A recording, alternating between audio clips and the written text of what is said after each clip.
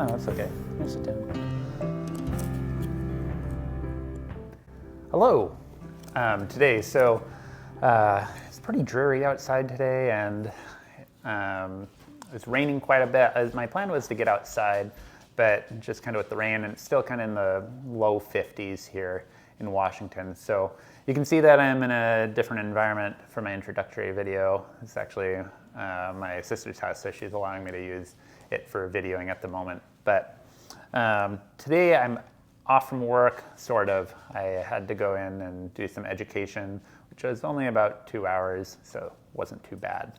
But I drank my coffee in the morning, just didn't feel like making a smoothie and everything. Especially on my off days, I kind of just fall off the whole routine of breakfast and everything else, and just kind of a more free flow routine. So when I was driving back from my education, I stopped at Fred Meyer, and they actually had these salmon poke bowls. It's salmon tuna, actually, poke bowls, and it looks pretty good. It's not horrible price. It was about $11.99, and yeah, so we're gonna try it out. One of the cool things is, I've been to Safeways, and it really was a Safeway. I'm trying to find it again, but like they made you a sandwich, kind of like how like Subway does it, but it was like with like actual bread and not actual bread, but it was like with slices of bread that you would like eat at home. But yeah, I don't know. The plan for today is we're interviewing. I'm getting married, and my fiance and I are going to be interviewing one of our DJ picks. So it's our last piece of our wedding to kind of get everything together. Well, last person really to collaborate in with for our wedding. So that'll be later today, and then kind of just go do something fun, especially since I said it was a little bit of a more dreary day. We're gonna go see, I think it's called Godzilla versus King Kong, or something of that sort. So go see that. It's a good movie day for that. Yeah, so one of the things I had talked about in my introductory video was that I love learning and like what drives my learning. So I was thinking back to that, and as I was driving up here, I was like, living in Tacoma, they don't have any power lines there. This is getting off the topic a little bit, but it'll wrap back around. They don't have any power lines there, which is kind of interesting, especially I moved in from Maui, and they have power poles and lines there like everywhere. They don't have really any underground power that I'm aware of. And so driving over here, it went from no power lines to just power lines, everywhere, kind of how it is in Maui. So when I moved here from Maui to Tacoma, or when I moved to the mainland, originally there were no power lines. I was like, what? That's crazy. How do people get power? And found out that the lines are buried. It works better with storms and things of that sort. So to kind of complete this loop on learning. So when I was a kid, I was reading a Sherlock Holmes book, and Sherlock Holmes is all about the power of deduction and like having knowledge on hand so that you can solve the problems. And I just kind of absolutely love that way of thinking. So there is this one part of this Sherlock Holmes book where he gets kidnapped, and he gets like a cloth bag put over his head or something of that sort, or blindfolded so that he couldn't see. But it's like laid down in the car when he's kidnapped, and it's like a very like, you could say like very like controlled kidnapping, and he's not afraid at all. And then he gets to this, they bring him out of the car, he gets brought into this room, and they're like, we bet you don't, like something of the sort, we bet you don't know where you're at. And he's like, oh, I know exactly where I'm at. It's, so-and-so. And they're like, how did you know that? He's like, well, I could see a little bit out of the bag, and I counted between the power lines, like the distance, like every power pole. And he knew like the distance between every power pole in that area, and like could tell when he was changing directions, and so he was able to deduce off of that where he was at.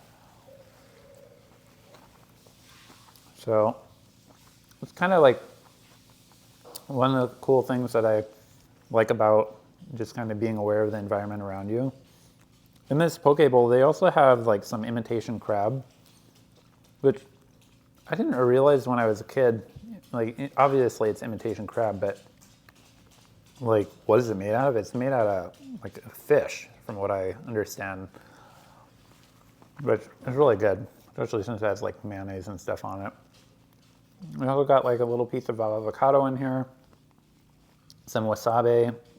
Wasabi is, of course, it's not real wasabi. This is probably just green horseradish. Really hard to get real wasabi. And then ginger. I absolutely love ginger. I don't know a whole bunch of people that just like eating it. I don't know what it is. I feel like it's a good palate cleanser, like the kind of like tingling sensation that it gives you in your mouth, kind of that spiciness, kind of just hits hard. And then I think they have some seaweed salad in here as well. That's very good. I think we got some sesames on that, and then with the tuna here, I don't really see any salmon. Oh, I think this salmon might be kind of mixed in with the tuna. Okay. And then they got it on a bed of lettuce with some rice, so pretty good overall. Especially being from like a, it's not a sushi making, place really. It's just like a little sushi stand in a store.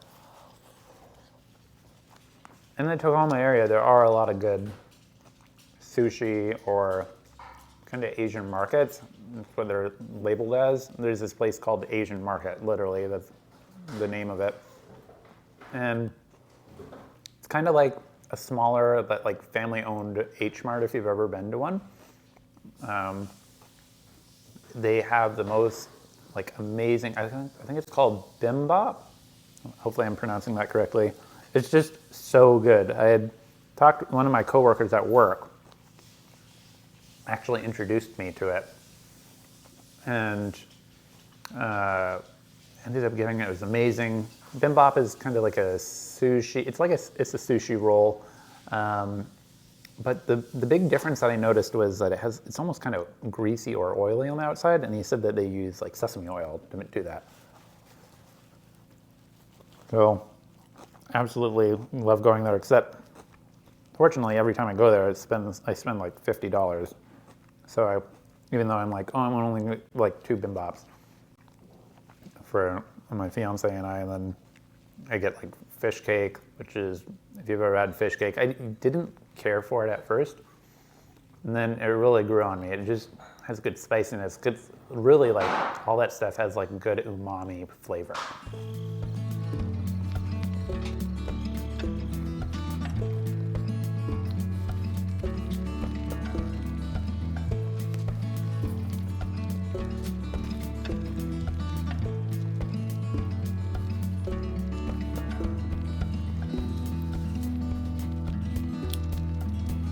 When I was in intermediate school, I had this amazing band teacher, and he always talked about like being present, like kind of what I feel like everyone says nowadays, like be present in what you're doing. Think about kind of, what you're doing, obviously.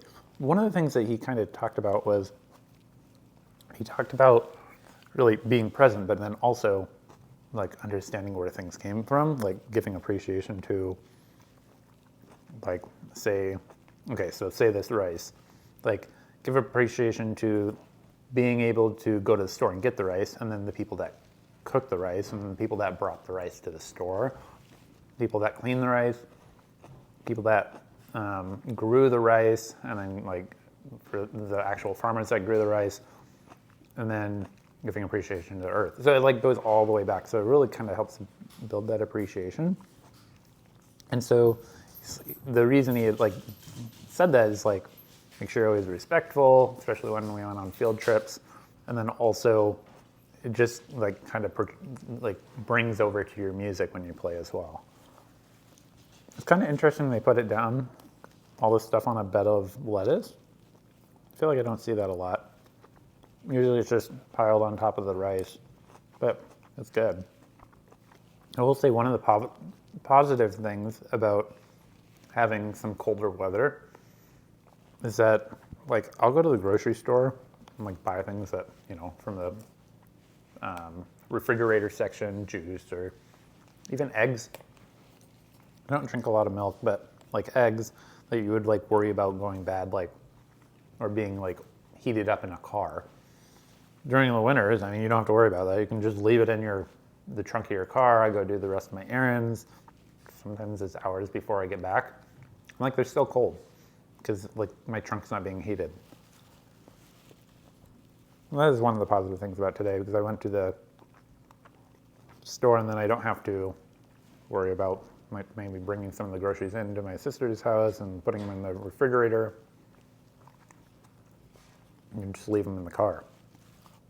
Speaking on this movie, you know, the tickets were like $3 to $4 like cheaper than what they normally are. It's a matinee, but I guess I don't really know what the time frame of a matinee is. I'll have to look it up, but like the tickets were like, I think normally like $14. They were like $11 a piece, but we were going to the movie like around 5:05.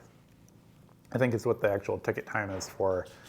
So maybe a matinee is after 6, or yeah, maybe after 6 or 5:30. I have to look, because I thought it was like, I was talking to my fiance about this. I thought it was like after like 3. She was saying like 3 or somewhere around there, like is usually the cutoff time for the matinee. But it was also a nice perk of today. It was really good. Maybe I'll go have a cup of coffee and yeah, go from there. First thing I've eaten today, so tasted amazing. And yeah, I'll go see that movie later today, meet with our DJ for a wedding. Hopefully that's the one that we pick, and make it super easy. Yeah. So thank you for joining me.